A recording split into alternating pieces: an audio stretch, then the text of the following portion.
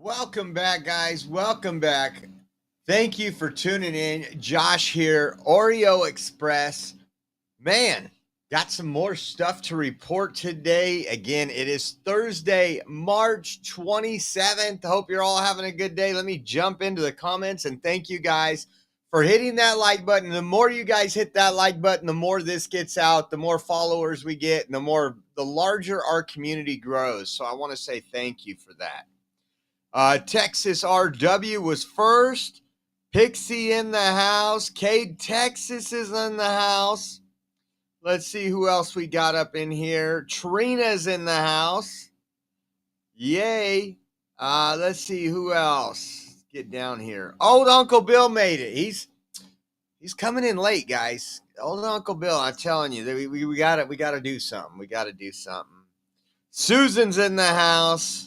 Kimber's in the house. Hunter, thank you guys all for tuning in. Sleuthy TV, hello and welcome back. All right, so we got all kind of stuff to talk about here this afternoon. There's an update. We have the Las Vegas Police Department did a press conference on the terrorists that firebombed and shot up the Tesla dealership. We got more information on that. His ties to the Communist Party and other BLM style, typical Democrat. That's all he was a typical Democrat. We also got some, not a lot, but at the end, we're going to play you some clips of some Doge engineers on Fox News talking about what they've seen, what they found. It's pretty interesting. I've only listened to a little bit of it. And then next, we're going to have Canada. So we've talked about Trump trying to, we have a $2 trillion deficit in our budget, 2 trillion with a T. So Trump was elected to fix that. What tariffs, Doge, whatever you got to do, please make America first. And Democrats are punishing Trump for putting American workers, American factory workers, American citizens first. And now we got a little kind of a threat from Canada. And whenever Canada and those people that call themselves American, but they root for Canada over Trump, over America, because, oh, Trump's the president. I hope Canada does this. I hope you guys are suckers and losers. Imagine that, suckers and losers. And we're going to talk about that. We're going to talk about some of the comments that the prime minister made. And it just goes to show you they're being a little honest now. They're showing you how much it hurts. All Trump said is, guess what? We're not punishing Canada. We're not punishing anything else. We're not punishing China. We're not punishing. Nope. We are going to build in America. And we're going to put a 25% tariff on all the vehicles coming in, imported. So that way, guess what?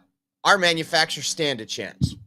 I just don't know how it couldn't be any other, how it couldn't be any more blatant. We got another update.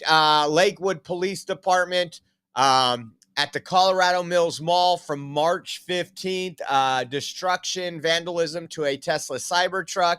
Guess what? Another trans terrorist has been arrested. We're going to update you with that. Again, we're going to play portions of the live stream from the Las Vegas Police Department. And again, I just want to say thank you all for tuning in. If you guys could, please share this out. Hit that like button.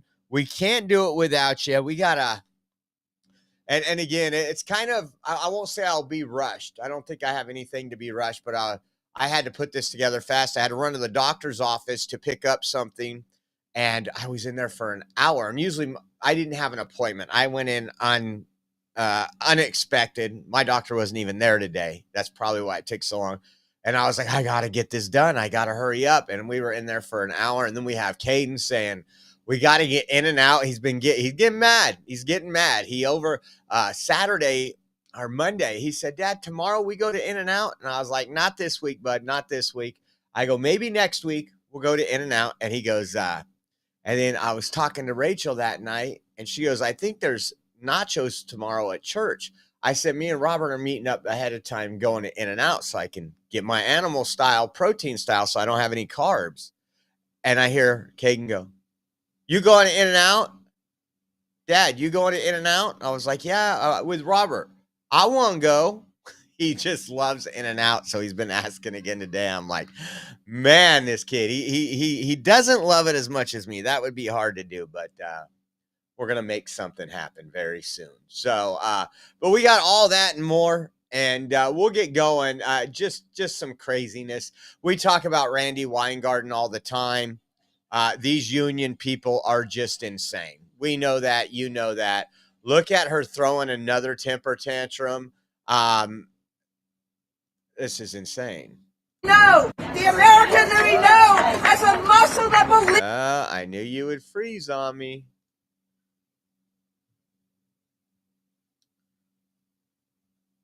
Instead, just say no. That is not the America we know. The American that we know has a muscle that believes in knowledge, that believes in freedom. That's the America we reach. In that stead, to say no. That is not the America we know. The American that we know says stop the attack on education. I find it so funny. We covered this the other day when she was lying, and she goes, "Oh, I wanted those kids back in school right after we figured out a little more about COVID." And then we played the clip of her suing the state of Florida because they were going to reopen schools. This woman is honestly, first of all, what does she know about kids? She has none, and she's a lesbian. Those are not the people I want in charge of my child's education. People say, "Oh, cry all you want. Cry all you want." I want a nuclear family person up there deciding what my education system's going to be. I don't have it in California. Won't have it now because of the abolishment of the Department of Education. But you know what? I'm glad those people are no longer living off my tax dollar. Hello, Karen. Got Matt in the house too. Check that out. Matt's in the house. I talked to Matt a little while ago. I don't know what's going on, but Matt needs some advice. He's tried crushing pills, putting in her drink. He's tried the Freon, the antifreeze. Nothing's working, guys. So you can give Matt a little help in there. He would appreciate it. Let's see what else we got.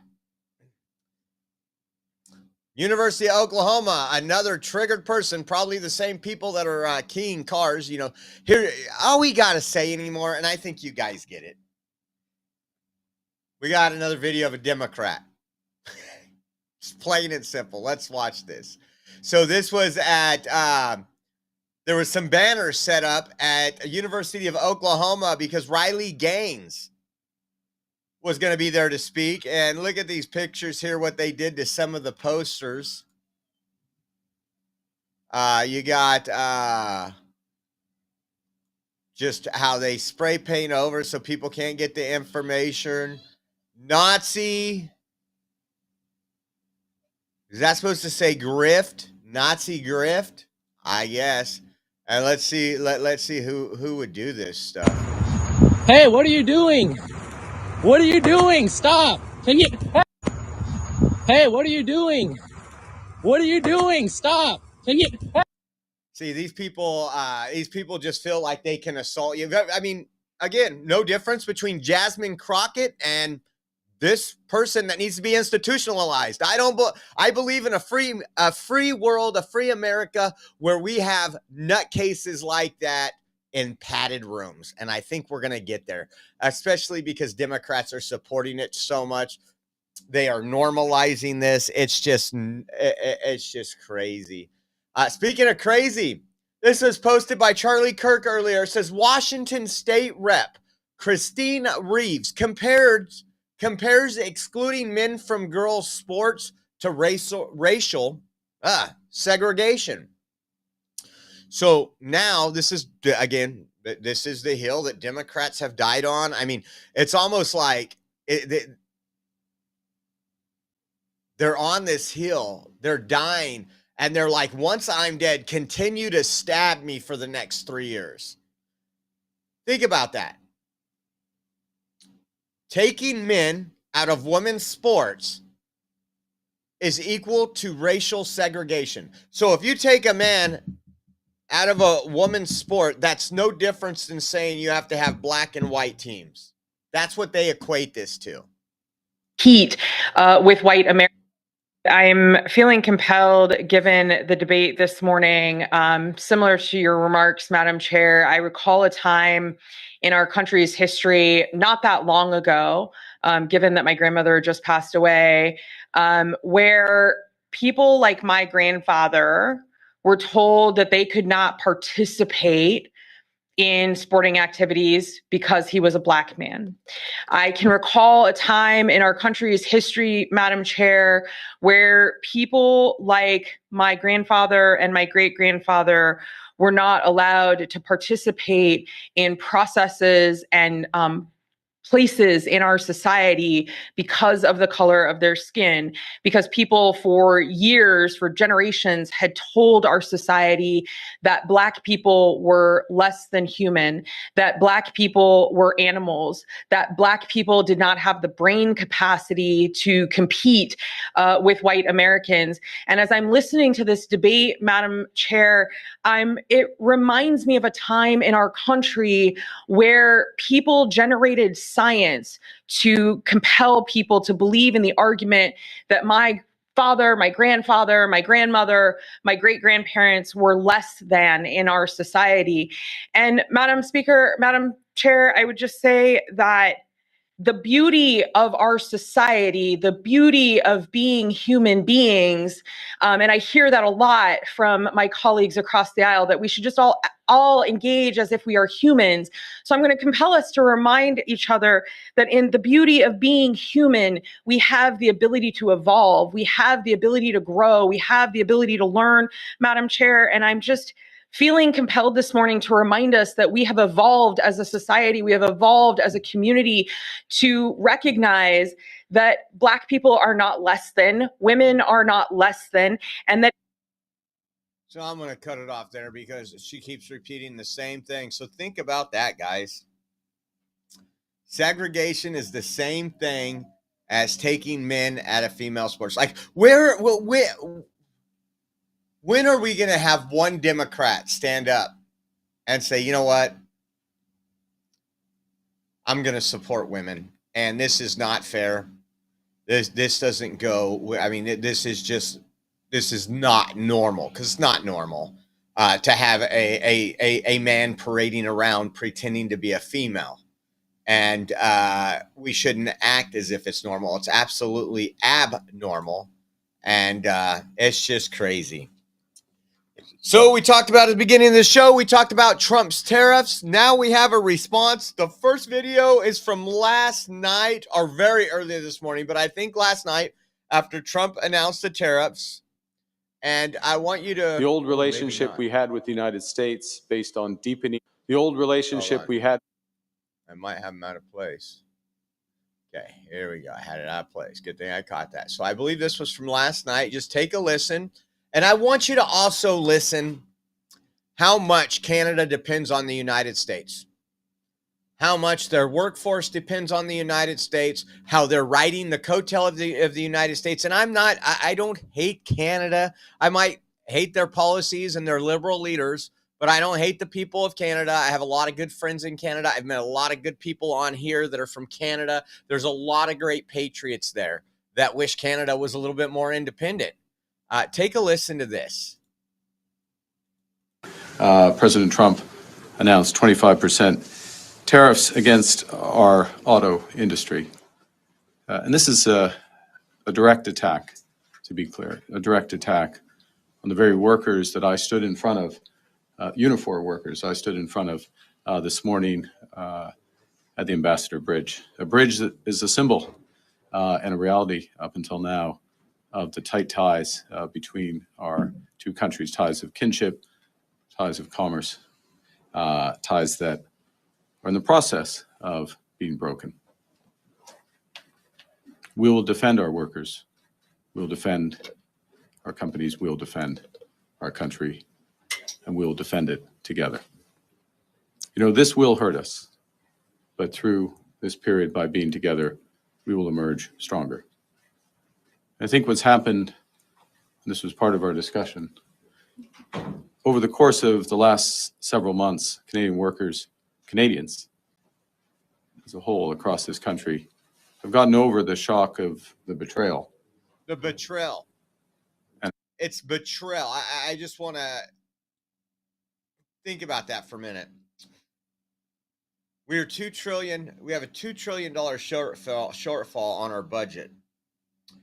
We have the highest homeless population in the United States ever recorded.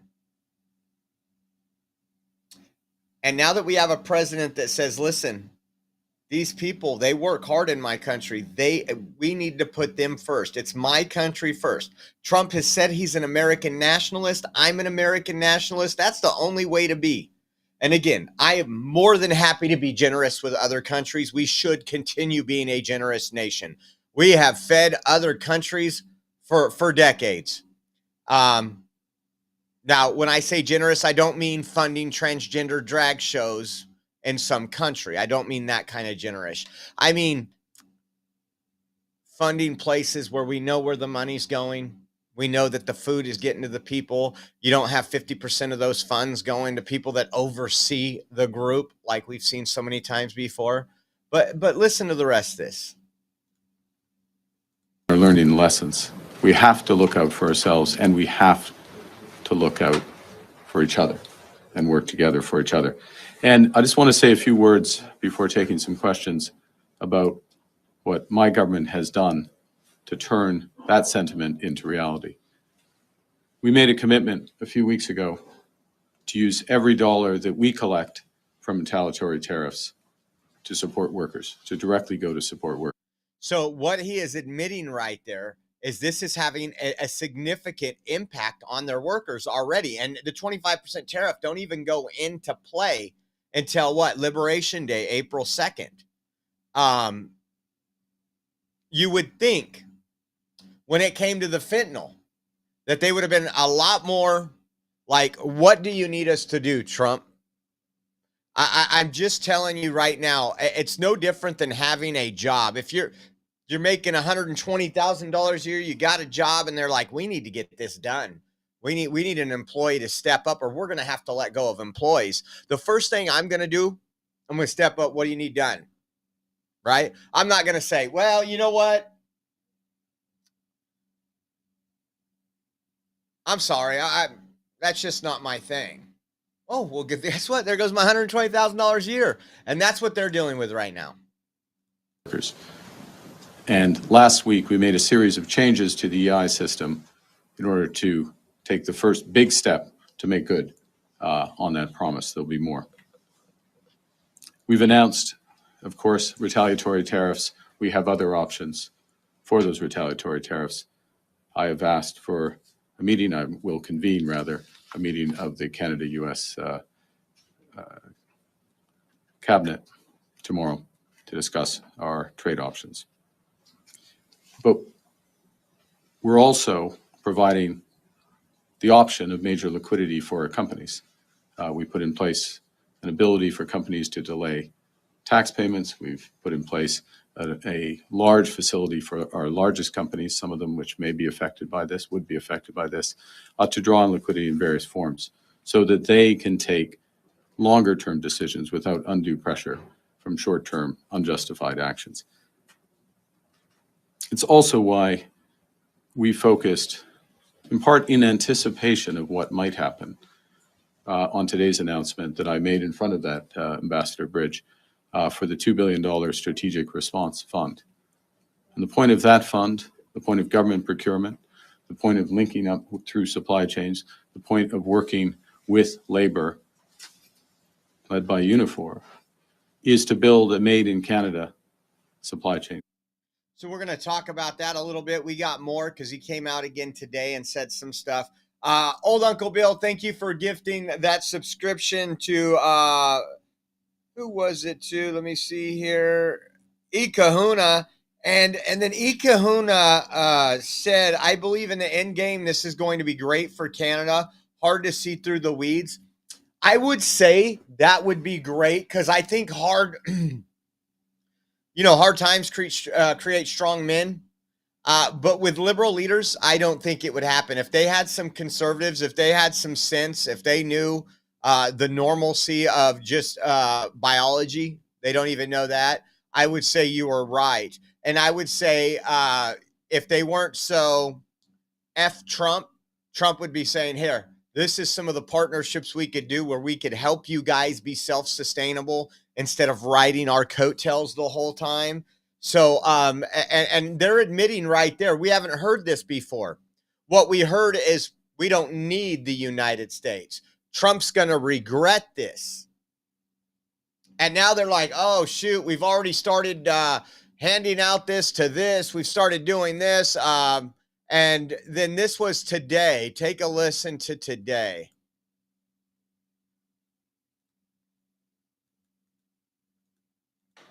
The old relationship we had with the United States, based on deepening integration of our economies and tight security and military cooperations, is over.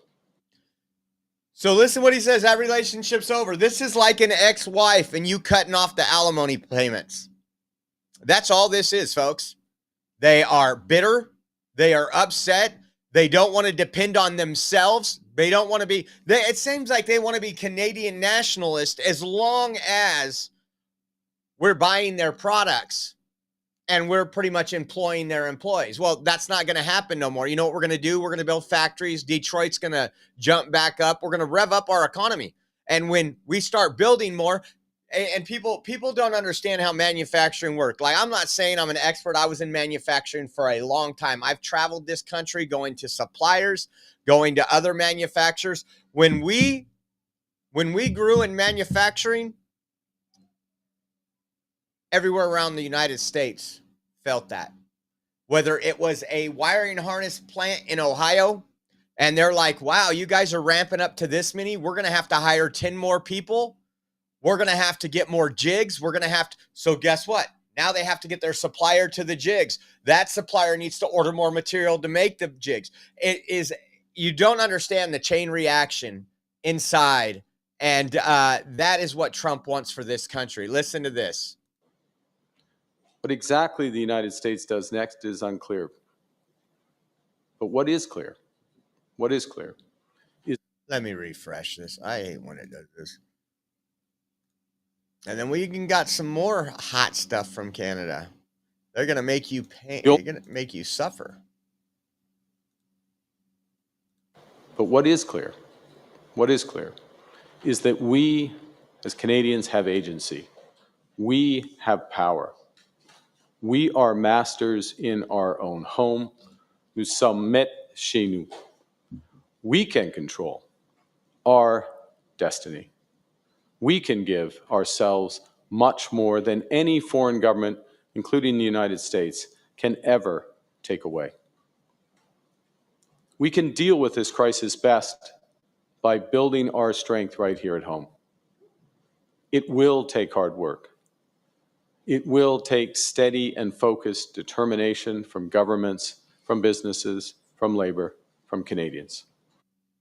Well, maybe, again, this sounds, I mean, this guy sounds so defeated. I just find it amazing. I mean, all those people that were booing the American national anthem when we were playing hockey not too long ago, they're going to suffer a little. So be it. We will need to dramatically reduce our reliance on the United States. We will need to pivot our trade relationships elsewhere. And we will need to do things previously thought impossible at speeds we haven't seen in generations. Will never happen. They're liberals. It'll never happen. You've never seen, and Canada is going to be just like Gavin Newsom's high-speed rail. That's what it's going to be like. Impact in the United States and minimum impacts here in Canada. We will protect our workers and our industries during this difficult period. Difficult period. As you can see, I mean, the tone's changed from just a couple weeks ago. Now listen to Ontario Premier Doug Ford. He was the one that said he was going to cut off the electricity that we buy, and I'm pretty sure there's already people in place building an electrical plant with the permits that has already gone through, because Trump's like, why are we buying electricity from Canada? Take a listen to what he says, folks. This is to you. This is to you, the American people. that, but I can assure you one thing. We're going to make sure that we inflict as much pain as possible to the American people without inflicting pain on the Canadian population. What was that? That, but I can assure you one thing. We're going to make sure that we inflict as much pain as possible to the American people. Going to inflict as much pain as possible to the American people. See, this is where it just bothers me the most. Is Trump is not doing this to inflict pain on Canada. It's spread across the board. It's every vehicle. If you don't know where, like, the history of automobiles, when you think of Detroit, and if you've been to Detroit, it's a damn ghost town now. This isn't because of Trump. This is because of failed leaderships of both Democrats and Republicans allowing other countries to take our manufacturing away over the last 50 years. That's what this is. And Trump needs to reel it in and fix it. And now they want to take it out on the American people. I would be very careful if I was Doug Ford. I really would be very careful. Because nothing so far that Trump has done has been personal. Other than, I take that back, other than the fentanyl deal. The China, Mexico, and Canada stuff, because he sat across the table from moms and dads and sisters and brothers and aunts and uncles who have lost their child due to fentanyl. And he has made that a huge priority. That's personal. That's emotional for President Trump. This right here, this is rebuilding an economy. And if you want to take it that so much so that you want to inflict pain on the American people, oh, please do, honey. Please do. I think we are going to be seeing, give it 3 to 6 months. Give it 3 to 6 months. And we're going to look at the two economies. Let's not forget, Canada's GDP is less than Texas. Think about that for a second. We got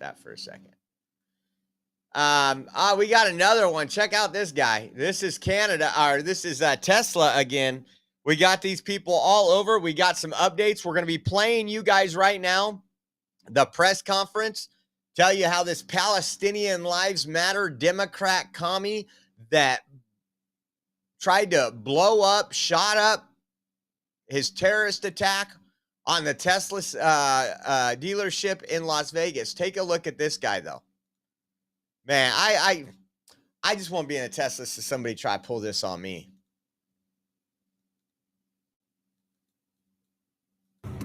Look at it. Stops his car in the middle of traffic. And then look, he just gets out and starts recording me. I'm like, what the fuck are you doing? He's just recording me. And then I honk. I'm like, what the fuck? And then look, he tries to reverse into me. I was like, what the fuck? These people, I'm telling you, they need to be straight-jacketed. Make straight jackets great again. Okay, so let me pull this up really quick. Let me pull up another one. We got another one, I'm pretty sure, trans terror. Let me pull this up right here. Colorado. See if I have the original video here. I might not. Okay, who remembers this one? This was going around pretty heavy.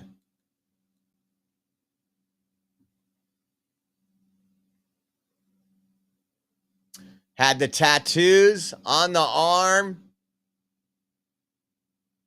I think that day I said, that could be a guy. That could be a guy. Well, we got some great news. That person has been arrested. And I want to pull this up right here. Originally, Lakewood police said, we are aware of the criminal mischief video from the Colorado Mills Mall involving a Tesla Cybertruck. We do have an active investigation, but will not be releasing the details of this time. Then it says, update, we have identified 29-year-old Shaden Hessner as a suspect in this case. They're saying she has been arrested and cited for criminal trespass, criminal tampering. Now, this is that person. I see something right here at the throat that would tell me that's not a she. I don't know about you guys, but I see an Adam's apple. So I went and looked, and a apathetic iconoclast, whatever that says. So Shaden Hessner on Instagram has the Transgender Unity Rally flyer up on their profile. It says West Steps of the Capitol in Denver, Colorado, Thursday, January 30th, 2025. So it is Colorado and all, but take a look at that Adam's apple. Take a look at that Adam's apple down there. Hold on, I gotta put something.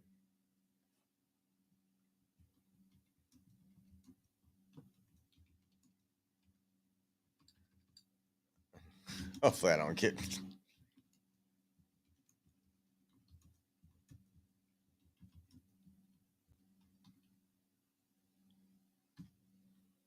I put, looks like she also stole an Adam's apple. See if the police department respond.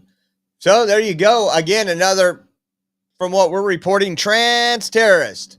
Now check this out. This is the Metropolitan Las Vegas Police Department on the suspect they arrested. We covered it in our first program, but we didn't have all these details, and I think you guys will want to hear this.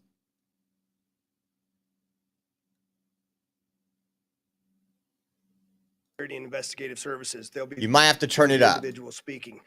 The rest of the individuals up here are also the command team that helped lead through this investigation over the course of the last week. And I'm here to provide you a significant update on the Tesla attack that took place early last week. This event involved an attack on the Tesla Collision and Sales Center on Tuesday, March 18th at approximately 02:45. The suspect used a firearm and Molotov cocktails to damage the center and destroy multiple vehicles that were parked on site. You'll see to my left some of that video that was taken from that night. On the screen next to me is also what I want to highlight to each one of you is the very little information that my investigators and FBI agents had to work with from the initial aspect of this investigation. There's a grainy photograph of the suspect's vehicle, a nearly indescribable photo of the suspect himself, and a couple of photographs of headlights and taillights of the vehicle. That's what my investigators had to go on a week ago. Part of the story that you're going to hear. I'm going to fast forward this a while, and I want you to listen here.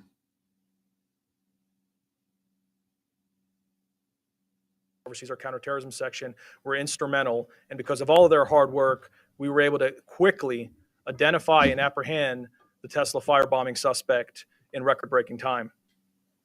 Based on the updated evidence that we now have a better understanding, a more comprehensive understanding of what actually happened, and I'm going to provide some details as we walk through a little bit of a timeline on what occurred and then what we know about the suspect now. So we'll begin with just talking about how the suspect arrived. He arrived east of the location in a vehicle, showed up in a black sedan just parked east of the Tesla Collision Center. You can see on this video clip here, we highlighted the area because it's at the top of your screen, and you'll be able to see the arrival of the vehicle. You'll be able to see that the vehicle comes in, originally driving westbound where you can see the headlights, and then turns around where you can see the taillights, and he reverses back into where he parks. The suspect then proceeds on foot and approaches the corner of the building. As you've seen before, and as you've probably heard, and certainly as we're showing today, he attempted to mask his identity by wearing black attire, concealing his face, and wearing gloves. The suspect then began shooting the surveillance cameras with what appeared to be a rifle. You can see an image here of the suspect pointing the rifle towards a camera. At least 2 surveillance cameras were damaged by gunfire. And then upon shooting the cameras, the suspect proceeded to the front doors of the Tesla, and he began spray painting the words "resist" across the doors. I'll let this video play because you'll get a better shot of the suspect. You can see his description as he goes across the clear doors there, committing his act of crime.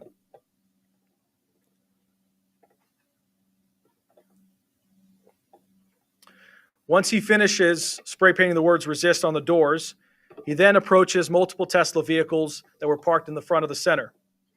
He proceeded to shoot into each vehicle and used a Molotov cocktail to set the vehicles on fire. We'll play a few video clips here to kind of show you his behavior. You can see him right there in the dark clothing. He casually walks over to his first vehicle that's targeted. He will soon put down his backpack onto the ground. And then he transitions to the firearm. And you'll see him shoot into the vehicle. Once he shoots into the vehicle, he ends up going back from the vehicle to the bag and then back to the car, presumably picking up his item that he used to be able to firebomb the vehicle. We believe that was a Molotov cocktail.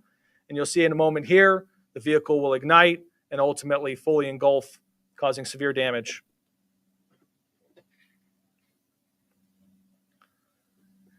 The suspect then continues on to a second vehicle, and you can see here he's on to the second target.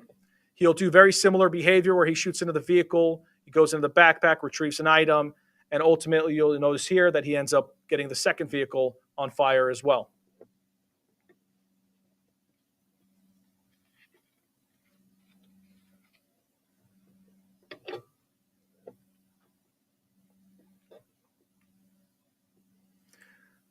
From there, he then proceeds to his third vehicle, repeats the same type of activity. One of the incendiary devices he was not able to ignite, which is one of the devices that we were able to recover. But ultimately, 5 vehicles were damaged, to include 3 of which were fully destroyed. You can see images of the vehicles here.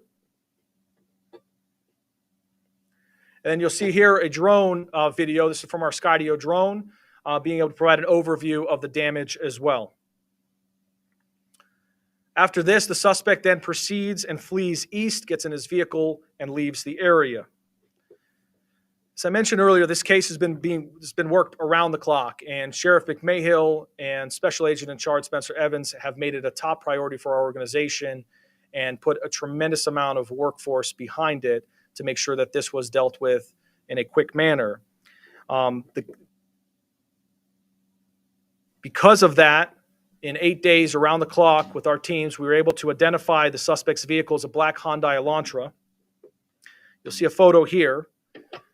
But what's important to point out here is that this was achieved through an exhaustive review of surveillance material, analytical data, and a canvas of over 700 locations across the valley, ultimately allowing us to piece together critical evidence with speed and precision.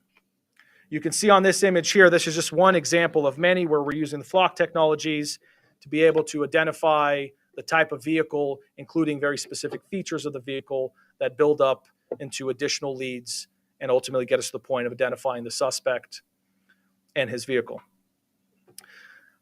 As of now, a preliminary assessment, and we have a lot of data to go through and a lot of investigative work that needs to be followed up on, but a preliminary assessment of the suspect's social media activity indicates some very loose but self-proclaimed ties to the Communist Party USA, Communist Party USA social media group, as well as social media groups called Revolutionary Communist International. We know the revolutionary communists. They're the ones that go and protest school board meetings to keep transgenderism. We've ran into them in LA and many other places, DC. National, Hidden Palestine, Palestine Action, and a variety of other social media groups. So again, and all you have to do is Democrat. They didn't have to say that they were aligned with Palestine, that they were RevComs, revolutionary communist groups. I'm not going to play this whole thing, but you can find it on X under LVMPD, or I'll tweet it out before I close all this out. They did obtain his DNA on multiple areas at the Tesla dealership and have confirmed that without a doubt that this is him. Also, what? They were waiting. They had That state is part of our- charges against them, and they were waiting for federal charges for federal charges to come, which was going to be coming later today. This person also, back in 2020, put out a post on, I believe it was Facebook, June 3rd, 2020, a list of organizations you can donate your money to help the cause. These are all the bail funds from all the people that were burning down and rioting in cities, that were looting and doing everything else. George Floyd's family, GoFundMe, BlackLivesMatter.com, the Minnesota Freedom Fund. I think the Minnesota Freedom Fund was the same one that Kamala Harris was tweeting out, right? Think so. And then it said, at the end of that press conference, the FBI came in and said they're obtaining a federal arrest warrant for Kim. They expect to take him into federal custody later today, and he will likely be facing federal charges. That did happen. Let me see where I put it. Right here, suspected Las Vegas Tesla firebomber Paul Kim has been charged by the feds and is now in federal custody following his arrest by LVMPD. He is now charged federally with arson and unregistered firearm. He faces 5 to 20 years in prison on the arson charge and up to 10 years on the gun charge if convicted. Looking at serious prison time right now, and we know there's probably not a whole lot of hope for him to get out of this one. Again, he will cost taxpayers hundreds of thousands, if not millions, with all his appeals and the court and everything else. Again, this scumbag, this piece of trash. We have these commies all throughout California, the United States. We show them to you when we go places. Some of them are so proud they wear the shirts. And again, it's not going to stop with his arrest. Not going to stop with his arrest. But that makes how many arrests in the last few weeks? I got to say that these police departments are really on it and doing a wonderful job. Now, Nancy Pelosi was asked about the attacks on Tesla. I think she was a little too busy to answer. Let's take a listen. The dealerships. What's your take on the situation? Sorry, I'm a little bit late here right now. No. Can you tell us what you think about what's happening with the Tesla products, the violence at the dealerships? What's your take on the situation? Sorry, I'm a little bit late here right now. No time for that. I'm a little bit late. Democrats are not condemning this violence. They just like they didn't condemn BLM. Just like when they were writing you and issuing you tickets and telling you couldn't go out to eat, and they were saying, well, they have a right to be out and protest during COVID. Remember that? Remember Anthony Fauci and the Democrats? Now, Jasmine Charles Downs, the one that was attacked by Jasmine Crockett, also asked Dollar Store Obama, and he didn't have a comment either. Jeffries, will you condemn violence at Tesla dealerships? All right, how you doing? Good to see you, man. Jeffrey, don't leave. Nothing. No condemnation whatsoever. And again, guys, this is where we are at in this country right now. Said it 1,000 times before, and we'll say it 1,000 times over. These people, this is their negotiation. Imagine you wanting to buy a house. You find a house for $400,000, and you go in and you're like, we'll give you $200,000. No, that's crazy. That's crazy. And you start tracking down the family members of that homeowner, start assaulting them, start destroying their property. And eventually that homeowner is like, oh, damn. Same thing they did during George Floyd. Same thing they did during BLM. I mean, what did all that money for BLM do? It bought a couple mansions for a few people. That's all it did. It destroyed race relations, if you will. And it's just absolutely insane. Really quick, let me pull this up.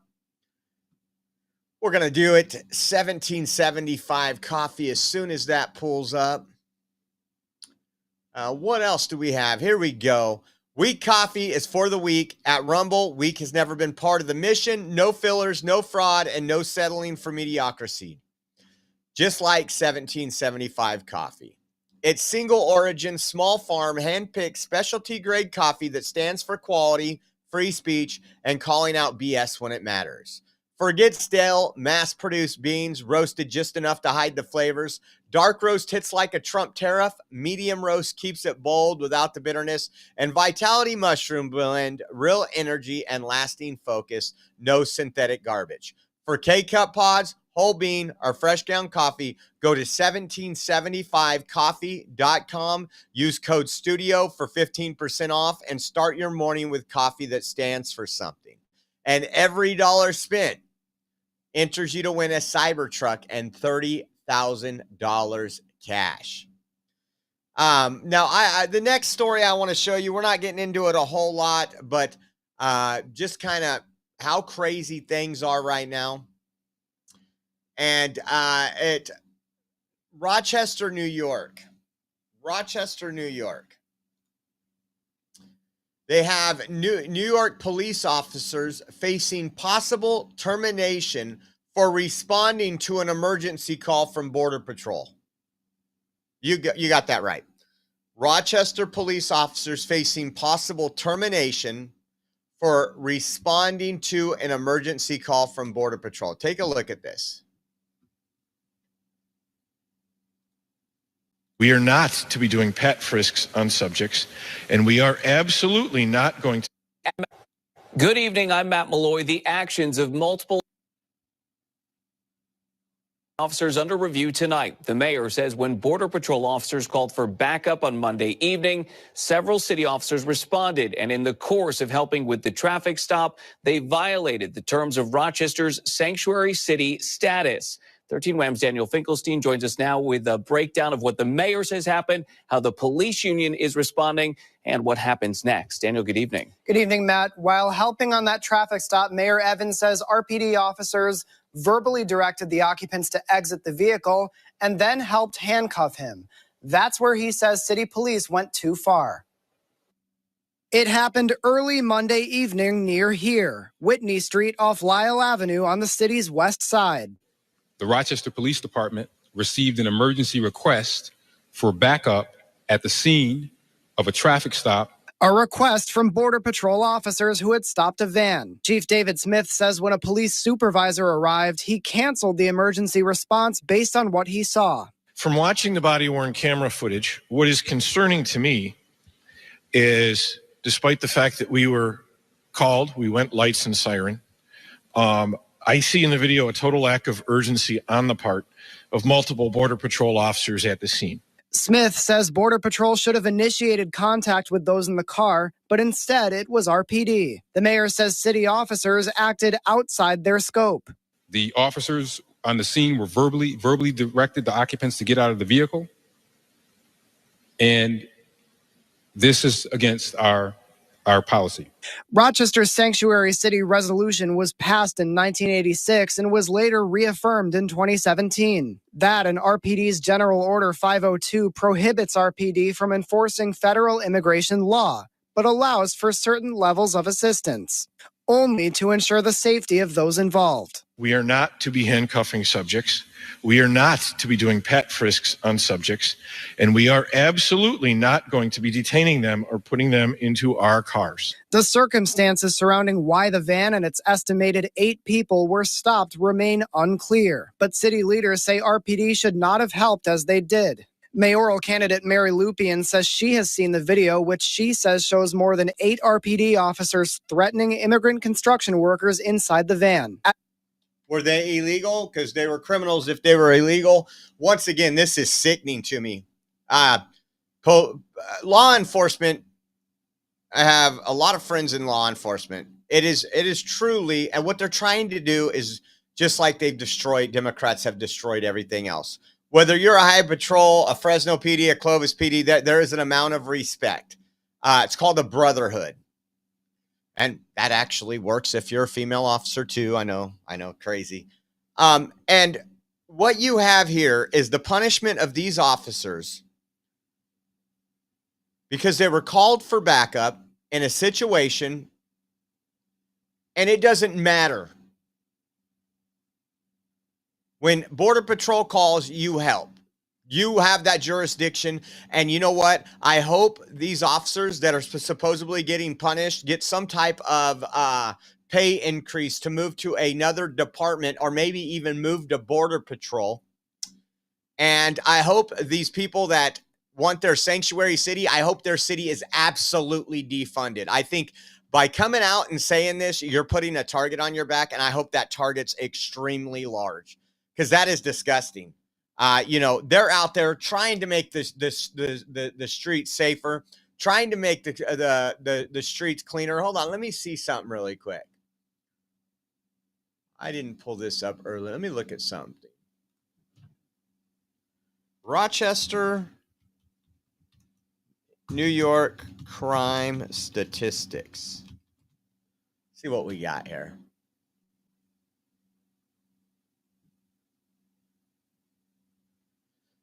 Rochester, New York has faced significant crime challenges in recent year. Rochester's crime rate is notably high compared to the national and state averages. In 2021, the total crime rate was approximately 4,312 crimes per 100,000 people. And I just want to give you an idea. I live in Clovis, California. We have liberal state laws, but we got a great police department. Crime statistics, Clovis, California. Then you guys see why I live here. Why is it doing per 1,000? So we have less than half that. They said 4,312 crimes. We have about 2,000 crimes. Let me see what else we got here. By 2023, as measured by the CityData.com Crime Index, more than double the U.S. average.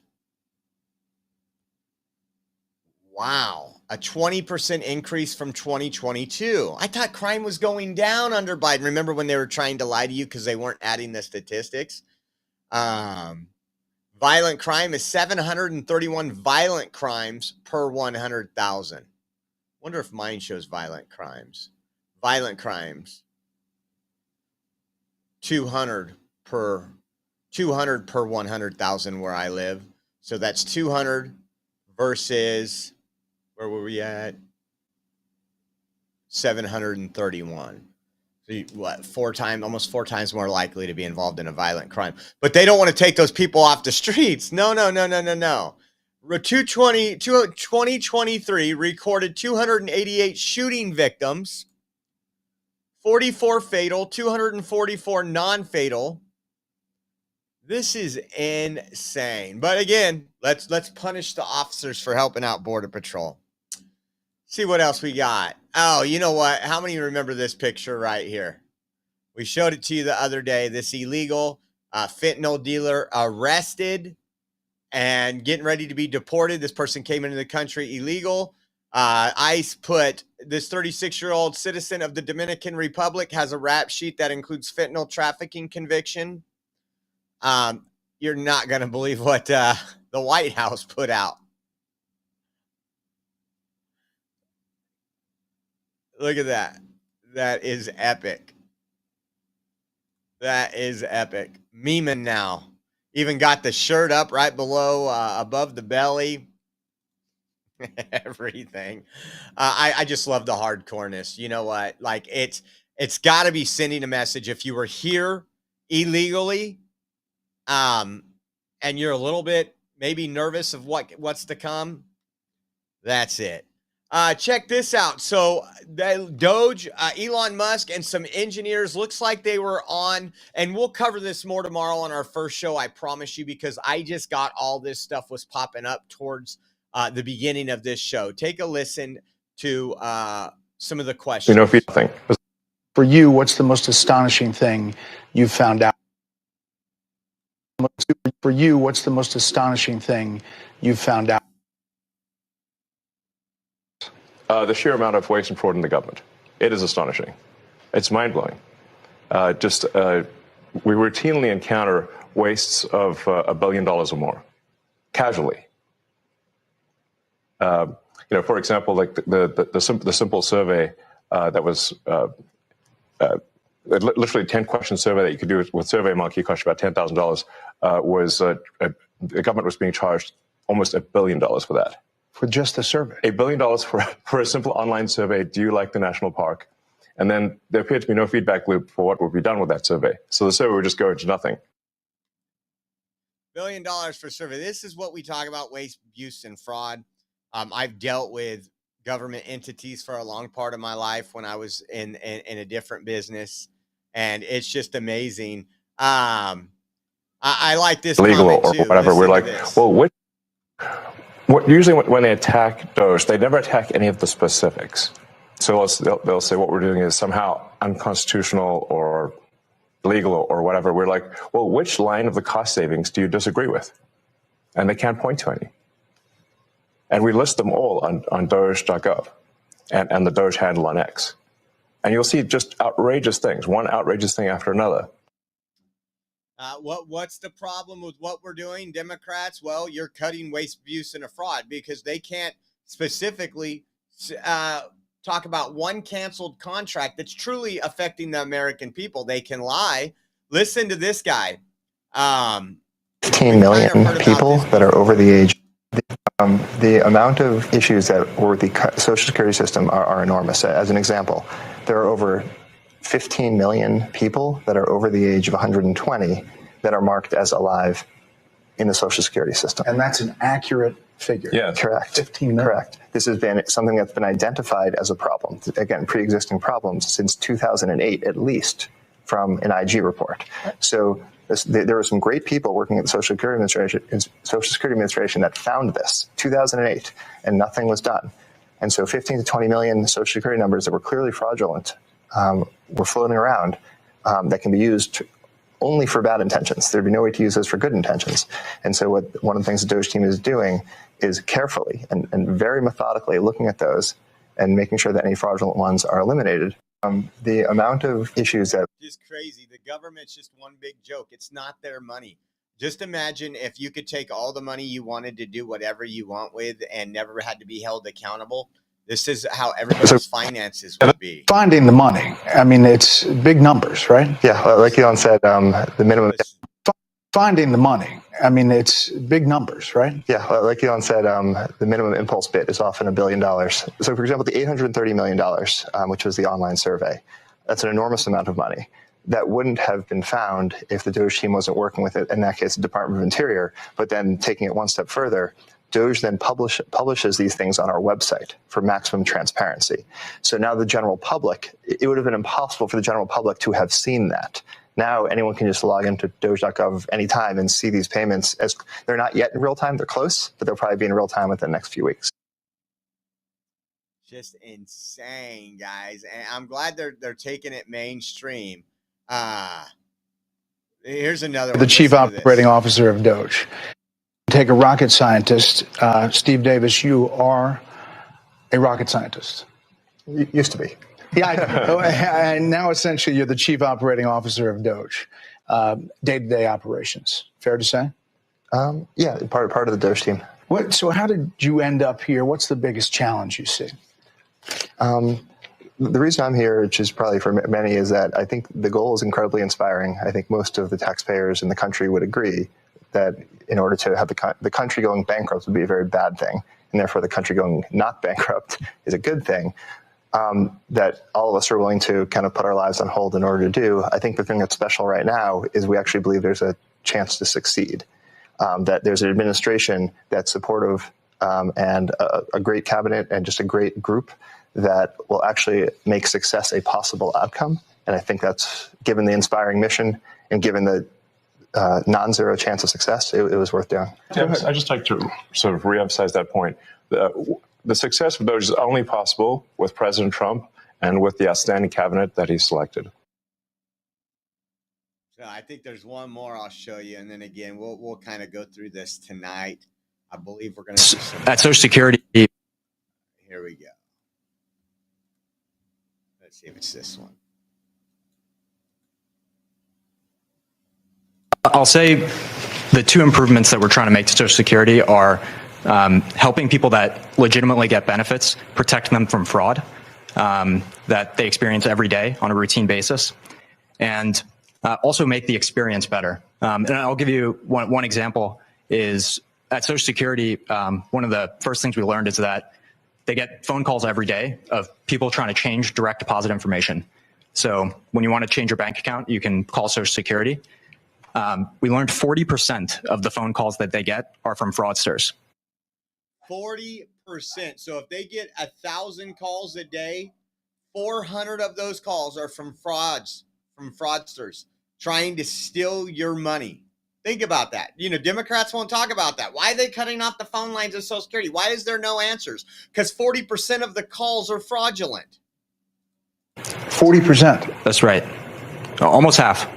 Yes, and they steal people's Social Security is what happens. Is they call in, they say they claim to be a retiree, then they convince the Social Security person on the phone to change where the money's flowing. It actually goes to some fraudster. This is happening all day, every day, and then somebody doesn't receive their Social Security. It's because of all the fraud loopholes in the Social Security system. So again, making Social Security more efficient, doing everything that we can do to save money, cut cost here, cut cost there. I'm 100% supportive of Doge, and I just couldn't be more thankful for these people. Hopefully saving my children's and eventually I have grandchildren, my grandchildren's future. It's insane. So we'll have more of this tomorrow. If anything breaks tonight, I won't be back until about 8 o'clock my time, which is 11 o'clock Eastern. Caden's going to do some BMX racing tonight, so wish him luck. Now that he's in a different age level now that he had his birthday in the beginning of March. So he's going to have some tough competition. I don't think he's going to get first place every time. But let's pray he does. And I want to say thank you guys for all you guys tuning in. We are 100% viewer funded. If you want to contribute, we appreciate you. I did get a Venmo from Krista. I don't know if you're still in here, Krista.